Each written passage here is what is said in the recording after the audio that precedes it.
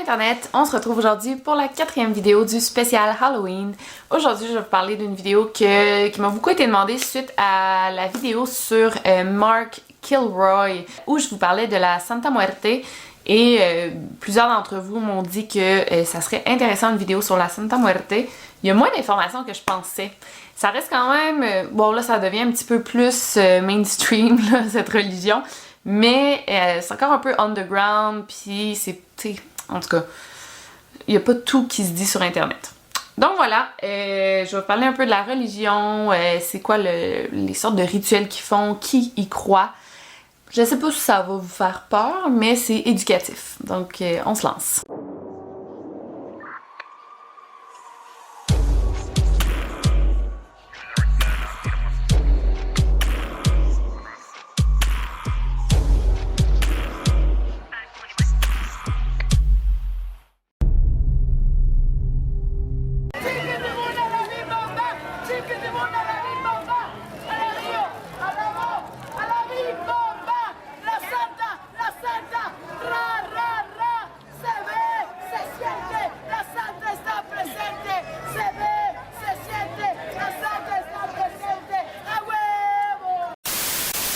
La Santa Muerte ou la Santissima Muerte, c'est un culte prié par majoritairement des Mexicains. Bien sûr, cette religion est rejetée par l'Église catholique ou toute autre branche du christianisme. Donc la Santa Muerte, apparemment, elle peut vraiment t'aider dans certaines sphères de ta vie si tu fais les rituels comme il se doit. Évidemment, ça inclut de la magie noire, mais c'est très puissant, faut faire attention. On va faire appel à la Santa Muerte pour des problèmes de cœur, d'argent, de travail. Tu peux demander à la Santa Muerte de t'aider s'il y a un emploi que tu veux vraiment. Tu peux demander à la Santa Muerte de te protéger contre des mauvaises personnes. Ou toi, si tu veux te faire protéger contre la police, tu peux lui faire appel aussi. Si toi, tu es victime aussi de sorcellerie, tu peux demander à la Santa Muerte de te protéger. Pour les rituels, il y aurait certaines règles à respecter. Par exemple, si tu demandes de l'aide à la Santa Muerte, tu dois le désirer à 100%. Si toi, t'es pas sûr de ce que tu demandes, de ce que tu souhaites, elle pourra pas t'aider. Ensuite, pour faire les rituels, il doit faire noir dehors, donc ça doit être le soir ou la nuit. S'il y a encore du soleil, ça ne fonctionnera pas. Ensuite, il faut être très religieux envers la Santa Muerte parce qu'on parle quand même de la sainte de la mort. Donc, il faut prendre ça au sérieux, il ne faut pas prendre ça à la légère. Et si tu manques de respect à la Santa Muerte, elle peut se retourner contre toi en un claquement de doigts. Gran Señora de Luz, yo te invoco para que alumbres mi trabajo y mi economía. Tú que eres y serás mi protectora, danos fuerzas para salir adelante. Santísima Muerte, no te pedimos riquezas, sino una vida justa y sin carencias. Te pedimos para cada uno de nosotros el trabajo, la salud et le bien-estar. Il y a plusieurs objets requis pour les rituels que je vous dirai pas ici, là, ça me tente pas d'être responsable de ça, mais ça inclut comme des chandelles ou des prières. Comme dans tous les rituels ou presque. Il y a un prêtre qui a donné une entrevue sur la Santa Muerte et il dit que les gens qui font des pactes avec la Santa Muerte croient qu'ils vont être protégés et ils pensent savoir ce qu'ils font, mais c'est vraiment pas recommandé parce que tu penses faire un pacte avec la Santa Muerte, mais en fait, c'est pas ça que tu fais un pacte avec le diable parce que la Santa Muerte travaillerait de pair avec le diable. Suite à des pactes ou des rituels, ça devient comme une œuvre démoniaque. Les gens seront confrontés à des phénomènes paranormaux parce que c'est comme si tu ouvrais une porte.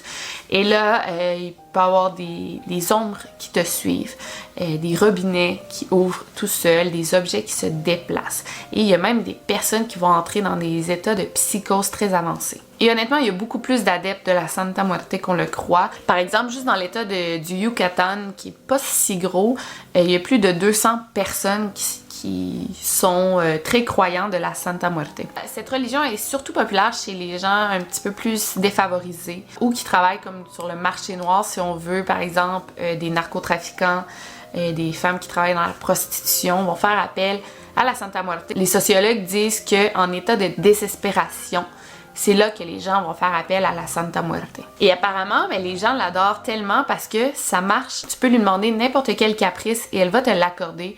Il y a des gens qui vont lui demander une moto, ils vont l'avoir. Je veux un nouveau travail, ils vont l'avoir. Je veux retourner avec mon ex, ils vont l'avoir. Fait que c'est pourquoi les gens l'aiment autant, c'est que ça marche. Donc il y a énormément d'histoires de pactes avec la Santa Muerte. Par exemple, une femme pouvait pas tomber enceinte, elle a fait un pacte avec la Santa Muerte et genre 2 jours après, elle est tombée enceinte. Donc il y a plusieurs témoignages de miracles qui ont lieu grâce à cette sainte. Mais après ça, après avoir eu ton souhait, ton désir, la Santa Muerte te demande une fidélité irréprochable et tu vas devoir lui vouer un culte pour le restant de tes jours. Elle va te demander beaucoup d'offrandes comme des prières, des fleurs, pas de sacrifice. Là, moi, je pensais qu'il y avait des questions de sacrifice. De ce que j'ai lu, non, mais si tu demandes des choses très, très extrêmes, ça se pourrait qu'elle te demande des choses extrêmes en retour. Et tristement, les gens vont lui demander quelque chose, ils vont recevoir ce qu'ils ont demandé, et après, ils vont juste comme l'abandonner. Et c'est là que ça peut devenir dangereux, si tu crois à ça. Parce que là, la Santa Muerte peut vraiment se fâcher.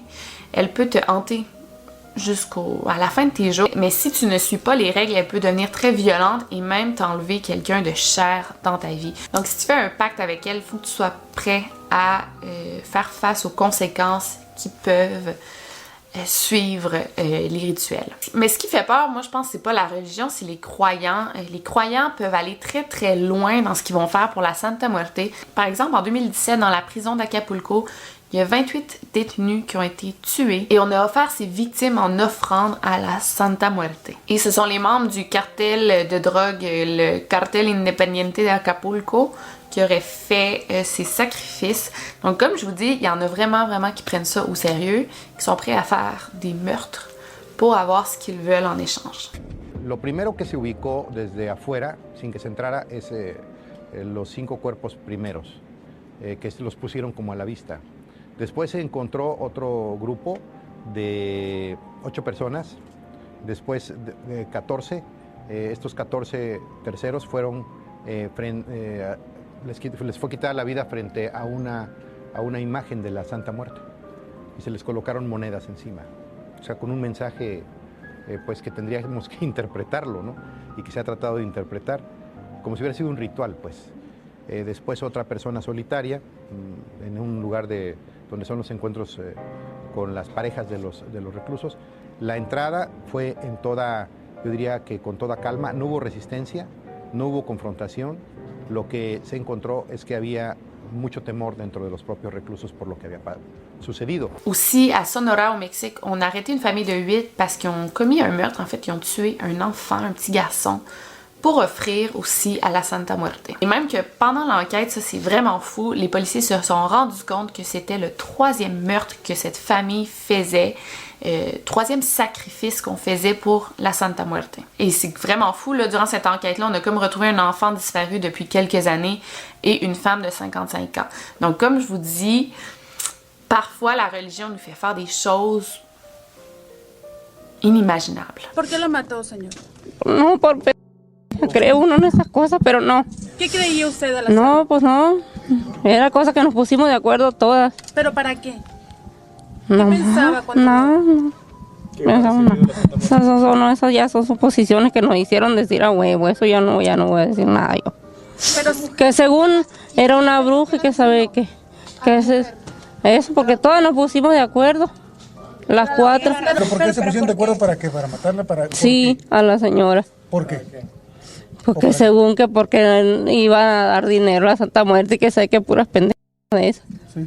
¿Qué hicieron? Pues mataron un chamaquito y una señora, y 2 chamaquitos y una señora. ¿Quién lo mataba directamente? O sea, mi mamá mandaba a matar eso, según eso, todo eso. Pues no sé, por la muerte esa que según, por la que le pedía la muerte, todo eso. Donc voilà, il faut vraiment faire attention quand on joue avec l'occulte parce que ça peut nous pousser à faire des choses qu'en temps normal, on n'aurait pas fait. Et des fois, ça peut un peu nous déconnecter de la réalité.